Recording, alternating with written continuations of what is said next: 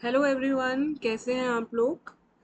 Welcome once again to plus minus. तो आज भी हम लास्ट क्लास की कंटिन्यूएशन में ही प्रीवियस ईयर क्वेश्चंस को डिस्कस करने वाले हैं। मैंने आपको बता दिया था कि हम कौन सा वाला जो टेस्ट था उसका डेट और टाइम, कि हम कौन से वाले डिस्कस करने वाले हैं, जो 4:30 से 6:30 के बीच में हुआ था ऑन 16/10/2018 को।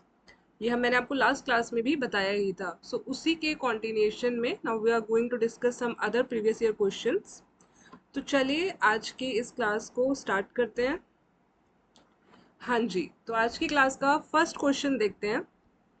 Why did industrial revolution start from Britain. ये तो हम सबको पता है, इंडस्ट्रियल रेवोल्यूशन ब्रिटेन से स्टार्ट हुआ था।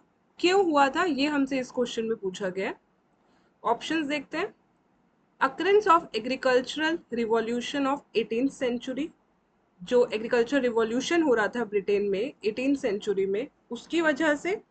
All of the given options. See, कि Britain had a ready supply of capital for investment in the new industrial machine and the factories, या फिर British had a rich supply of important mineral resources such as coal and iron ore।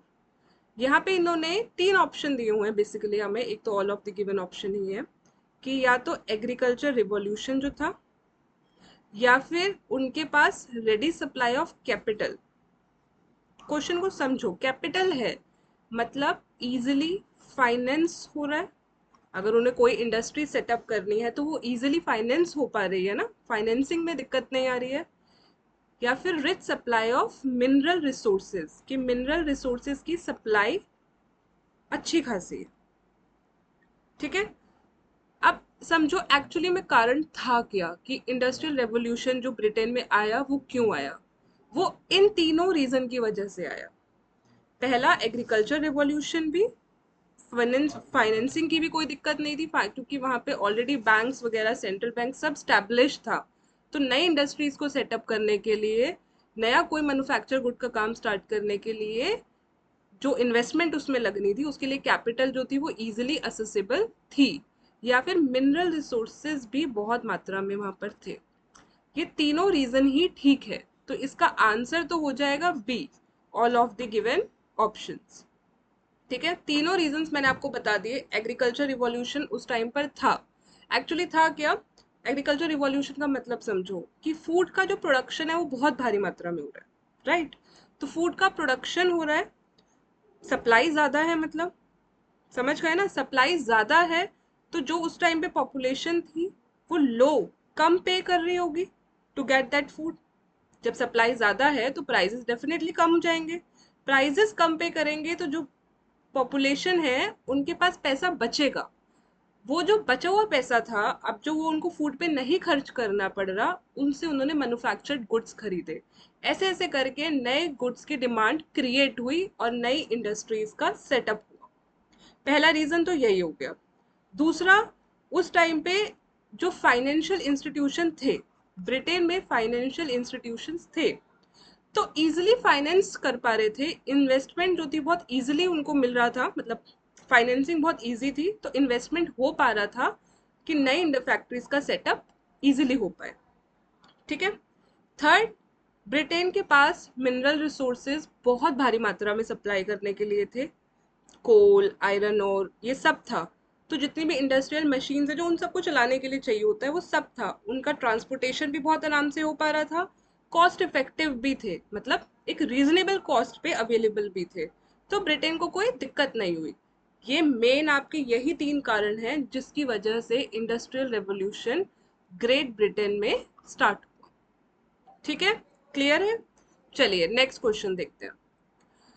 The fundamental fiscal problem in France was structural. Which statement about is incorrect? Question बहुत ध्यान से पढ़ा करो, last में भी हमने बहुत क्लास में ऐसे ही क्वेश्चन डिस्कस किए थे। स्टेटमेंट फॉल्स है, इनकरेक्ट है, करेक्ट है, इनमें से कौन से स्टेटमेंट, इस टाइप के ही क्वेश्चंस थे। अभी भी देखिए वही क्वेश्चन आया हुआ है। ठीक है। अब हमसे यहाँ पे पूछा गया है कि fundamental fiscal problem, fundamental fiscal problem France की स्ट्रक्चरल थी, तो इनमें से, इस कॉन्टेक्स्ट में इनमें से कौन सी स्टेटमेंट इनकरेक्ट है, गलत है। फ्रांस, यहाँ पे हम फ्रेंच रिवॉल्यूशन की बात कर रहे हैं। पहले क्वेश्चन को ही समझना बहुत जरूरी होता है। जब तक हम उस क्वेश्चन का कॉन्टेक्स्ट ही नहीं समझ पाएंगे ना कि हमसे पूछा गया क्या है, हमें ऑप्शन ही समझ नहीं आएंगे। अब हमें पता चल गया कि ठीक है, हमें फ्रेंच रिवॉल्यूशन से रिलेटेड हमसे पूछा गया है, तो माइंड में तभी लेके आने हैं सारे इंपॉर्टेंट पॉइंट जो फ्रेंच रिवॉल्यूशन से रिलेटेड है, जो आप लोगों को याद होने चाहिए। ठीक है, इसके ऑप्शंस देखते हैं। Neither the clergy who owned about 10% of the land nor the nobility who owned about 25 to 30% of the land paid any tax. In many areas, tax farmers collected the tax and forwarded only part of the money to the government. Louis XVI first appointed Necker, then Turgot as the finance minister. या फिर War of Austrian Succession and the 7-Year War helped to bankrupt the state. अब इसमें से एक एक करके point देखते हैं, फिर निकालते हैं कि अच्छा इनकरेक्ट कौन सा है। तो पहला देखो, ये तो एक बहुत बड़ा कारण है फ्रेंच रेवोल्यूशन का, और आई थिंक सबको ये वाला पॉइंट तो क्लियर होगा ही, कि पता ही होगा कि जो फ्रांस था वो 3 स्टेट में डिवाइडेड था। फर्स्ट स्टेट, सेकंड स्टेट और थर्ड स्टेट। जो फर्स्ट वाला था क्लर्जी, सेकंड नोबिलिटी, और थर्ड में जो थर्ड क्लास थी जिसमें सारे peasants, workers, factory owners, servants, ये सब थे। तो एक्चुअली क्या था कि ये जो थे ये सिर्फ 10% ऑफ लैंड ओन करते थे और ये 25 से 30%। ठीक है, सबसे ज्यादा इनके पास थी और सबसे ज्यादा टैक्स भी इन्हें ही पे करना पड़ता था। सबसे ज्यादा क्या, ये तो टैक्स पे करते ही नहीं थे। ये दो जो एस्टेट थी ये टैक्स पे करती ही नहीं थी, सिर्फ जो थर्ड एस्टेट थी वो टैक्स पे करती थी। उसी का ही एक्सप्लॉइटेशन होता था। बहुत बेसिक स्ट्रक्चरल आप कहते हैं रूट यही था, यही कारण था जो धीरे धीरे फ्रेंच रिवॉल्यूशन इतना बढ़ता चला गया। तो पहला पॉइंट तो हमारा यहाँ करेक्ट है। सेकंड, इन मैनी काफी एरिया में जो टैक्स फार्मर्स थे वो टैक्स तो कलेक्ट करते थे, लेकिन उसका कुछ हिस्सा जाता था सिर्फ गवर्नमेंट के पास, तो ये भी करेक्ट है, ऐसा भी होता था। Third, Louis 16 first appointed Necker then Turgot. Louis 16 ने नेकर को तो as a finance minister appoint किया था, टर्गोट को नहीं किया था। ये और टर्गोट को कौन सी पोजीशन मिली थी, कौन सी डेजिग्नेशन मिली थी, वो भी हमारे लिए जानना बड़ा जरूरी है। लेकिन नेकर ही थे जो फाइनेंस मिनिस्टर अपॉइंट किए गए थे, टर्गोट नहीं किए गए थे। तो इनकरेक्ट तो हमें पता चल गया कौन सा है, सी। ठीक है, लुइस 16 ने, हाँ, लुइस 16 का नाम तो आपने सुना ही होगा, हमने लास्ट क्लास में भी इनसे रिलेटेड क्वेश्चन डिस्कस करा ही था। इन्होंने नेकर को तो फाइनेंस मिनिस्टर बनाया था। कब बनाया था, 1777 में बनाया था। उसके बाद ये जो नेकर की अपनी पॉलिसीज थी कि कैसे जो फ्रांस था वो इतना ज्यादा डेट में डूबा हुआ था, इतना फाइनेंशियल क्रंच था, उससे बाहर निकालना है। नेकर की अपनी पॉलिसीज थी, उसका बहुत ऑपोजिशन किया गया और फिर नेकर को लुइस 16 ने हटा दिया उसकी पोजीशन से। उतना तो वो पॉइंट ठीक था, लेकिन नेकर को हटा के टर्गोट को अपॉइंट नहीं किया गया था। नेकर को हटा के किसे अपॉइंट किया गया था, चार्ल्स अलेक्जेंडर डी कैलोन को। इनको नया वित्त मंत्री, फाइनेंस मिनिस्टर को यही कहते हैं, वो बनाया गया था। नेकर को रिप्लेस करके किसे बनाया गया था, चार्ल्स अलेक्जेंडर दी कैलोन को बनाया गया था, ना कि टर्गोट को। तो टर्गोट की पोजीशन क्या थी, उनको अपॉइंट किया गया था कंट्रोलर जनरल ऑफ फाइनेंस इन 1774। क्या किया गया था, कंट्रोलर जनरल ऑफ फाइनेंस। अब अगर मैं यहाँ से एक और क्वेश्चन पूछूं कि जो लुइस 16 थे वो किंग कब बने थे, कौन से ईयर में, ये भी इंपॉर्टेंट है। मेन जो है वो वहीं से स्टोरी स्टार्ट होती है सारी। तो वो बने थे 1774 में। ठीक है, तो चलिए नेक्स्ट क्वेश्चन देखते हैं। Which East India Company officially remarked about the contribution of Indian ruler that these rulers and chief acted as a breakwater of the storm which would have otherwise swept us in a great wave? पहले तो इसका थोड़ा complicated सा question लग रहा है ना, तो इसका इजी मतलब समझो कि हमसे पूछा क्या गया है। हमसे ये पूछा गया है कि ईस्ट इंडिया कंपनी का कौन सा एक ऑफिसर या एक ऑफिशियल, मतलब जो थे, उन्होंने ये रिमार्क दिया, ये तो हमसे क्वेश्चन में बोला गया है। रिमार्क क्या दिया है कि जो इंडियन रूलर का कंट्रीब्यूशन था ना, चीफ्स का, रूलर्स का, वो एक स्टॉर्म में ब्रेक वाटर का काम किया। मतलब एक ऐसा स्टॉर्म, एक ऐसा तूफान जो हम सबको बहा के ले जाता एक ही वेव में, लेकिन नहीं लेके जा पाया, ब्रेक वाटर का काम किया है। तूफान में एक ब्रेक वाटर का काम किया है, नहीं तो वो हम सबको एक बड़ी लहर में बहाकर ले जाता। मतलब ये एक पॉजिटिव स्टेटमेंट है इंडियन रूलर्स के लिए। ठीक है, अब समझ में आया इसका मीनिंग। किसके कॉन्टेक्स्ट में ये बात हो रही है? ये रिवॉल्ट ऑफ 1857 के कॉन्टेक्स्ट में हो रही है कि ऐसे कुछ चीफ्स और रूलर्स थे जिन्होंने भारत का ना साथ ना देते हुए ब्रिटिश ऑफिशियल्स का साथ दिया, तभी उनकी तारीफ में ये लाइन कही गई। तो किसने कही? Lord Disraeli, Henry John Temple, John Russell या फिर लॉर्ड कैनिंग? ये किसने बोला था? अब यहां से थोड़ा कनेक्ट करो कि 1857 के रिवॉल्ट के टाइम आपके वाइसरॉय कौन थे। ये हमने क्वेश्चन लास्ट क्लास में डिस्कस भी किया है। इसी तरीके का एक क्वेश्चन डिस्कस किया था जहां पे 1857 के रिवॉल्ट के वाइसरॉय की ही हमने बात करी। तो जिन्होंने लास्ट क्लास देखी है उनको ये आंसर आता भी होगा। तो कौन थे? वो थे D, option D, Lord Canning. तो उन्हीं के द्वारा ये स्टेटमेंट दिया गया है।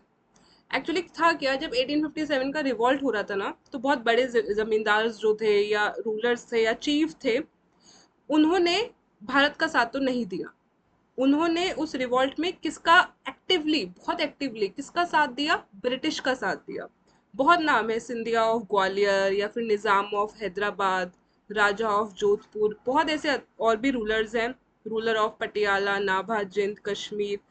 इन्होंने किसका साथ दिया? ब्रिटिश का साथ दिया इस रिवॉल्ट को दबाने में। ठीक है, मतलब जितने भी टोटल, ये कहा गया है कि जितने भी टोटल चीफ थे ना उस टाइम पे इंडिया में जिन्होंने रिवॉल्ट में हिस्सा लिया, उसका 1% भी ऐसा नहीं था जो इंडिया के साथ, 1% भी नहीं थे। सबने किसका साथ दिया? ब्रिटिश का साथ दिया। तब जो एक गवर्नर जनरल थे लॉर्ड कैनिंग, इन्होंने ये स्टेटमेंट दी थी कि जितने भी ये रूल्स और चीफ्स हैं, रूरल्स और चीफ हैं, इन्होंने एक ब्रेक वाटर का काम किया है स्टॉर्म में, which would have otherwise swept us in a great wave, वरना वो हमें उस वेव में बहा के ले जाता। आई होप ये क्वेश्चन आपको क्लियर हो गया होगा। चलिए नेक्स्ट क्वेश्चन देखते हैं। Who argued that the general will should govern society? किसने बोला था कि ये जो जनरल विल है ये सोसाइटी को गवर्न करेगी, मतलब समाज पर शासन करना चाहिए? ठीक है, तो इसके ऑप्शन देख लो, रूजो, जॉन लॉक, वॉल्टेयर या फिर मॉन्टेस्क्यू। ये किसने ये स्टेटमेंट दी थी? तो ये स्टेटमेंट तो दी गई थी रूसो के द्वारा। इसका आंसर है option A.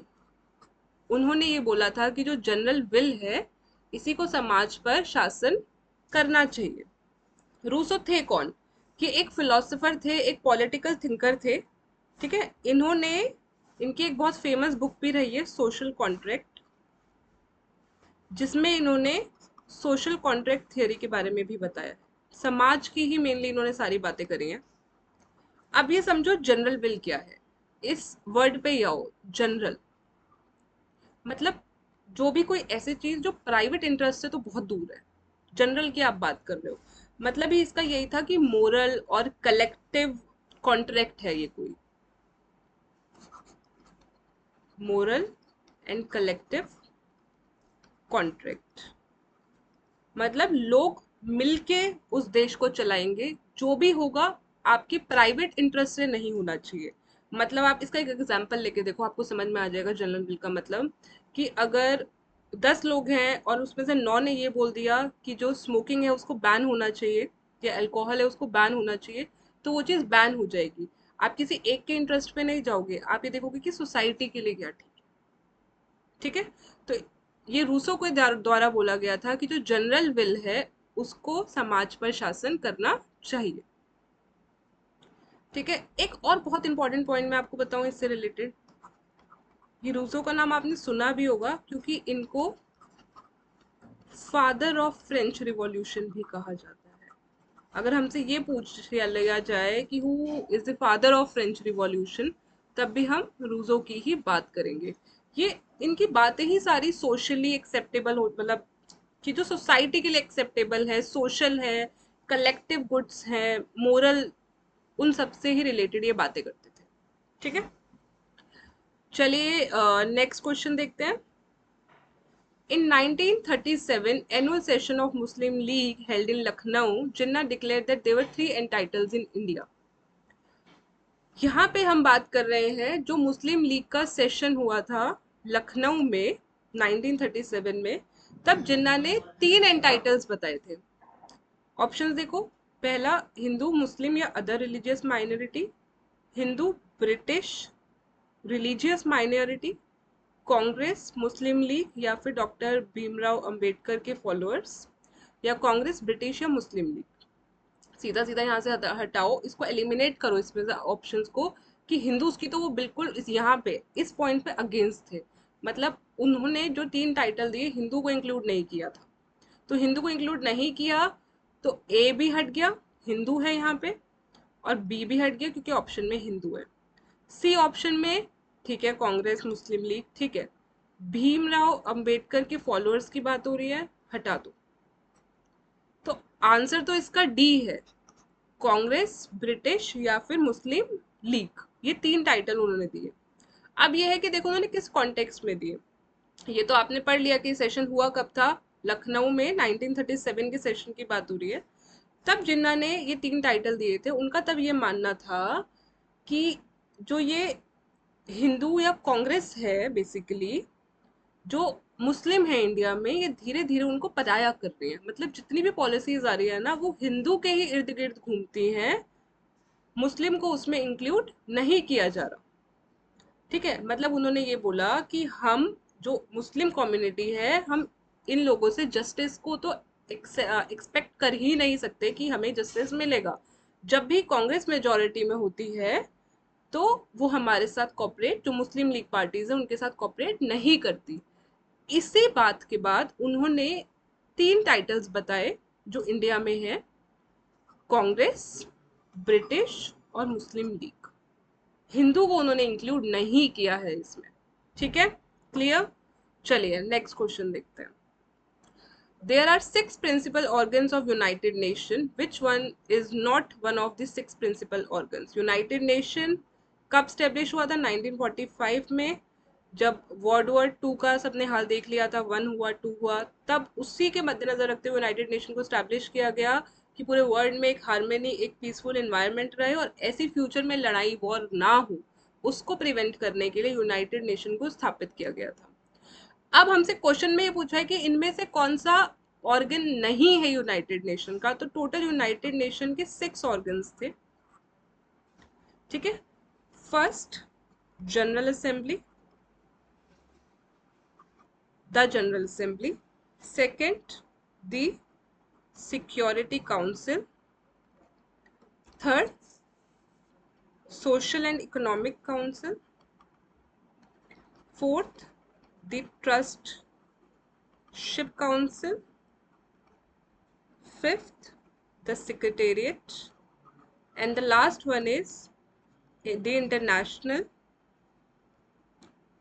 Court of justice.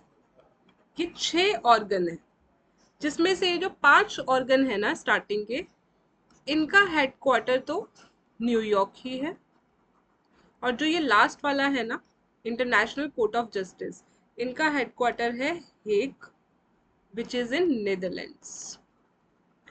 ये क्वेश्चन अभी हाल ही में आई थिंक 20 में किसी एग्जाम में आया भी हुआ है, मैं पढ़ रही थी कि इंटरनेशनल कोर्ट ऑफ जस्टिस का हेडक्वार्टर्स कहाँ है, तो वो हेग नीदरलैंड्स में है। ठीक है, तो अब एलिमिनेट करो कि कौन सा ऑर्गन नहीं है। जनरल असेंबली भी है, सेक्रेटेरिएट भी है, ट्रस्टशिप काउंसिल भी है, यूनिसेफ नहीं है। तो इसका आंसर क्या हो गया? ए। ठीक है, क्योंकि हमसे नॉट पूछा है ना क्वेश्चन में। तो यूनिसेफ है क्या? चलो हमने ये तो पढ़ लिए 6 कौन कौन से ऑर्गन्स हैं, हमें याद रहेंगे। यूनिसेफ क्या है? ये एक यूनाइटेड नेशन की ही एजेंसी है, बट ऑर्गन नहीं है। बेसिकली जितना भी यूनिसेफ का काम होता है ना, वो चिल्ड्रन के इर्द गिर्द ही घूमता है, चिल्ड्रन के डेवलपमेंट में ही सपोर्ट करने के लिए इस एजेंसी को बनाया गया था। ठीक है। जो इसमें क्या क्या काम होते हैं कि चिल्ड्रन को जो उनका डिसीज प्रिवेंशन से रिलेटेड, उनके इम्यूनाइजेशन से रिलेटेड, या फिर उनका जो एजुकेशन है उसको प्रमोशन से रिलेटेड, उनकी सैनिटेशन को इम्प्रूवमेंट, या उनका जो चाइल्डहुड है उसको और एनहांस, उसको और इम्प्रूव करने के लिए, उनका न्यूट्रिशनल डेवलपमेंट सब देखने के लिए, मतलब जितने भी इसके अंदर आप ये कह सकते हो कि एक्टिविटीज होती हैं या प्रोग्राम्स इंक्लूड हैं, everything is only related with children. इसे हम कहते भी यूनाइटेड नेशन चिल्ड्रंस फंड ही है। ठीक। चलिए next question. Who gave the famous motto the socialist movement means everything, the end means nothing, which recurs frequently in liberal socialism? ये वाला जो वाक्य है ये किसने दिया कि सोशलिस्ट मूवमेंट सब कुछ है, जो उसका एंड है, जो उसका रिजल्ट है वो कुछ नहीं है। मतलब मूवमेंट सब कुछ है, एंड कुछ नहीं है। तो ये किसके द्वारा दिया गया है? एडवर्ड बर्नस्टीन, कार्ल मार्क्स, बेनिडिक्टो क्रॉक, या फिर रूजिन? सॉरी, तो ये किसके थ्रू दिया गया है? इसका आंसर ही देखते हैं सीधा। ए, ये दिया गया है एडवर्ड बर्नस्टीन के थ्रू, इस स्टेटमेंट को दिया गया है। उन्होंने ये लाइन बोली थी कि जो सोशलिस्ट मूवमेंट है वो सब कुछ है, जो उसका एम, जो उसका एंड है, जहां पे जाके वो खत्म होगा, दैट इज नथिंग। बेसिकली थे कौन ये देख लो। ये social democratic party of Germany, SPD के एक मेंबर थे। ठीक है। बहुत क्लोजली ये एसोसिएटेड थे कार्ल मार्क्स। ठीक है। धीरे धीरे जाके जो पूरा मार्क्सिस्ट की थिंकिंग थी, जो मार्क्सिस्ट जो लोगों ने ऑप्ट करना स्टार्ट किया, उसके अंदर ये एरर निकालने लग गए, कमियां निकालने लग गए, और उनके जो मार्क्सिस्ट के जो व्यूज थे ना, उनको क्रिटिसाइज करने लग गए। जो मतलब कार्ल मार्क्स की जो पॉलिसीज थी, थ्योरी थी, उसको क्रिटिसाइज करने लग गए, उसमें कमियां निकालने लग गए। इन्होंने जो मार्क्सिस्ट थ्योरी थी उसको चैलेंज भी किया। ठीक। चलिए नेक्स्ट क्वेश्चन देखते हैं। Which of the following statement is false, incorrect है about the first world war in its initial phase? ठीक है। Germany invasion of Belgium ended the neutrality of France. The British position was unclear, जो British की position है वो unclear थी। ठीक है। ब्रिटिश इसी पॉइंट पे ही, इसी इशू पे अटका हुआ था, मतलब डिवाइड हो गई था, कंट्री में डिवीजन आ गया था कि वॉर में पार्ट लेना भी चाहिए या नहीं। Belgium was a neutral country, Belgium जो थी वो न्यूट्रल न्यूट्रल कंट्री थी। And fourth, Italy remained neutral on the ground, Italy neutral रहा है किस ग्राउंड पे? That Germany was not fighting a defensive war. तो इसमें से कौन सा पॉइंट फॉल्स है, कौन सा इनकरेक्ट है? तो इसका आंसर है ए। बाकी के तीनों करेक्ट हैं। द ए इज इनकरेक्ट कि जर्मनी ने जो बंगाल को इन्वेड किया, उससे कहां पे जाके एंड हुआ? वो फ्रांस की न्यूट्रलिटी पे। It is incorrect. ठीक है। तो चलिए नेक्स्ट क्वेश्चन देखते हैं। Arrange the following governor general of India in ascending order. चार गवर्नर जनरल की हमें नाम दिए हैं, हमें असेंडिंग ऑर्डर में लगाना है। असेंडिंग मतलब कि सबसे पहले कौन था, देन लास्ट में कौन था। ठीक है। तो चार नाम में हमारे पास यही हैं, Lord Ellenborough, Lord Auckland, Lord Amherst, या फिर लॉर्ड विलियम बेंटिक। ये चार नाम ही हैं। इनमें से पहले कौन था, सेकंड, थर्ड, फोर्थ, हमें यही बताना है। सबसे पहले थे हमारे लॉर्ड, चलो मैं पहले आपको इसका आंसर ही बता देती हूँ। उसका आंसर है सी। ठीक है। अब देखते हैं सबसे पहले कौन थे हमारे फर्स्ट नंबर पे, लॉर्ड आर्महर्स्ट, जिन्होंने जो कब से कब तक रहे, 23 से 28। Second is Lord William Bentinck, जिनका टाइम पीरियड रहा 28 से 35। थर्ड थे लॉर्ड ऑकलैंड, 36 से 42। देन लॉर्ड एलन ब्रू, 42 से 80, 42 से 44। सबसे पहले Amherst, then Bentinck, then Auckland, then Ellenborough. ये क्लियर हुआ। अब देखो आर्महर्स्ट के जब टाइम पीरियड था, इसमें इंपॉर्टेंट क्या हुआ? ठीक है। जो फर्स्ट बर्मीज वार हुई थी, जिसका टाइम पीरियड रहा है 24 से 28, वो आर्महर्स्ट के टाइम पर ही हुई थी। विलियम बेंटिंग तो बहुत इंपॉर्टेंट है।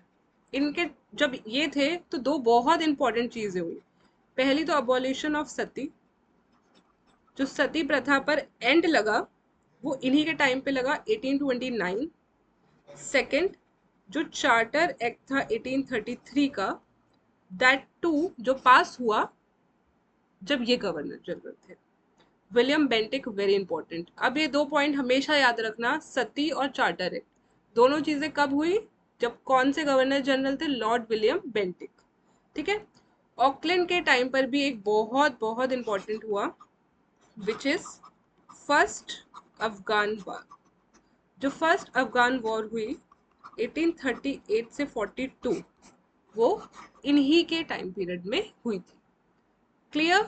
आर्महर्स्ट के टाइम पे बर्मिज वॉर हुई थी, विलियम बेंटिक के टाइम पे सती प्रथा को खत्म किया गया, चार्टर एक्ट ऑफ 1833 पास हुआ, और ऑकलैंड के टाइम में पहली अफगान लड़ाई जो हुई थी वो हुई थी।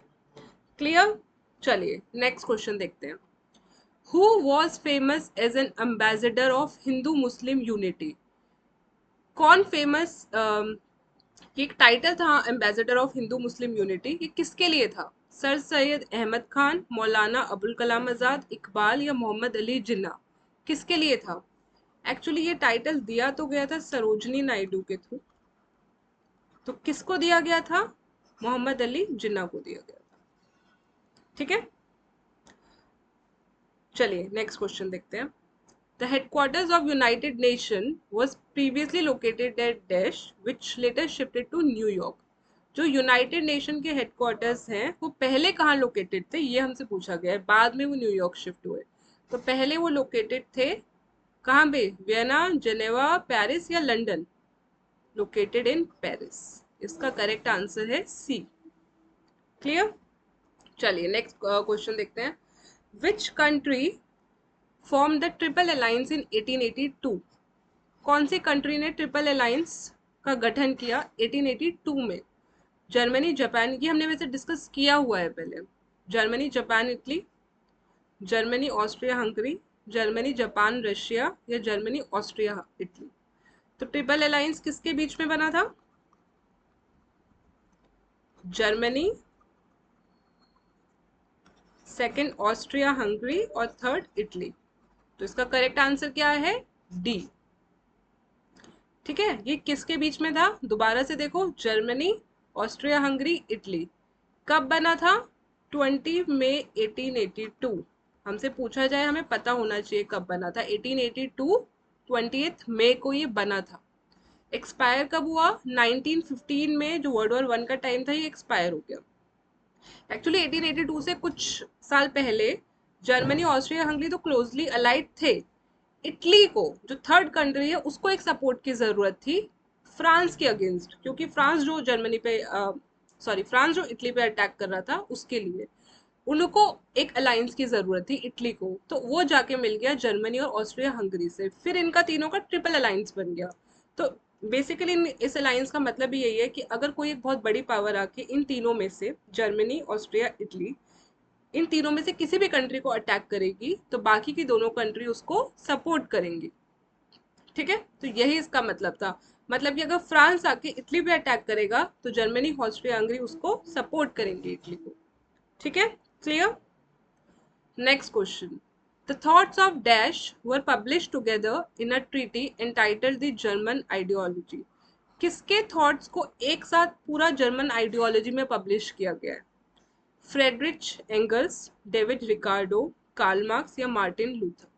किसके थॉट्स को किया गया है? तो इसका आंसर है सी।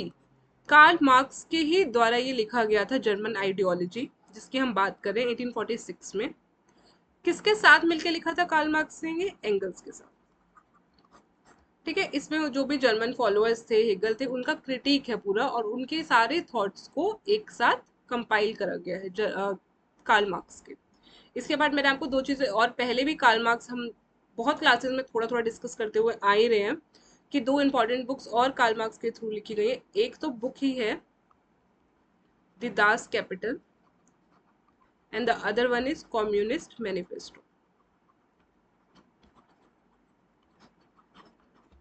थर्ड यहाँ से हमें जर्मन आइडियोलॉजी भी मिल गया। तीनों किसके द्वारा लिखी गई हैं? Karl Marx. Next question, Lenin letter from afar were written from dash in March 1917। जो लेनिन के लेटर्स थे, लेटर्स फ्रॉम अफार, ये 1917 में रिटन फ्रॉम वेयर, कहां से लिखे गए? फ्रांस, जर्मनी, स्विट्जरलैंड या वियना, कहां से लिखे गए?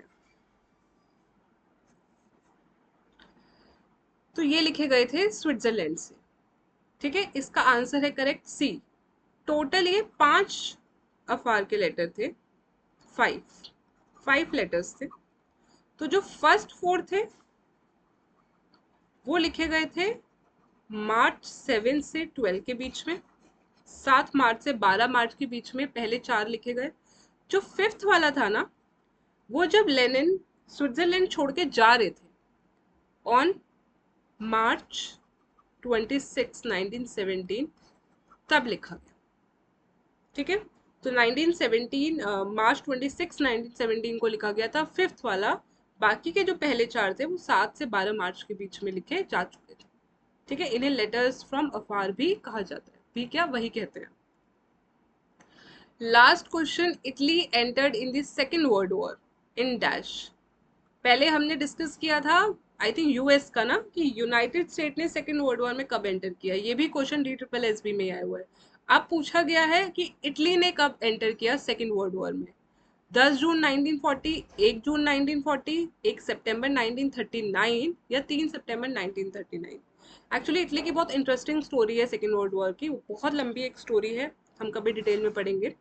इसने साइड्स बदले थे, स्विच किया था। ठीक है, तो इसका पहले तो आंसर ही देख लो, 15 का है ए। ठीक है, इसने कब ज्वाइन किया था? 10 जून 1940 को इसने सेकेंड वर्ल्ड वॉर में ज्वाइन कर लिया था। जो इटली के जो बेनिटो मुसोलिनी थे, इन्होंने पहले तो 1936 में नाजी जर्मनी को ज्वाइन किया। फिर 1940, अभी हमने डेट पढ़ी ना, क्या थी? 10 जून सॉरी, 10 जून 1940 को ये वर्ल्ड वॉर 2 में एंटर किए। ठीक है, लेकिन अगर हमसे एग्जाम में ये पूछा जाए कि इटली ने जर्मनी के अगेंस्ट कब वॉर डिक्लेयर किया, तो ये मत समझना अगेंस्ट वॉर डिक्लेयर किया, तो ये मत समझना कि अच्छा वो 1940 में इटली ने सेकेंड वर्ल्ड वॉर ज्वाइन किया था तो 1940 ही होगा। नो, इटली ने जर्मनी के अगेंस्ट जब वॉर डिक्लेयर किया ना, वो 1943 में किया था। Officially the country entered in world war second on June 10 1940। 10 जून 1940 को इटली वर्ल्ड वॉर 2 में एंटर तो कर चुकी थी, बट जर्मनी के अगेंस्ट कब वॉर डिक्लेयर किया? 1943 को किया। ठीक है, तो इसी के साथ हम आज का अपना ये सेशन खत्म करते हैं। We'll see you in the next class. Thank you so much.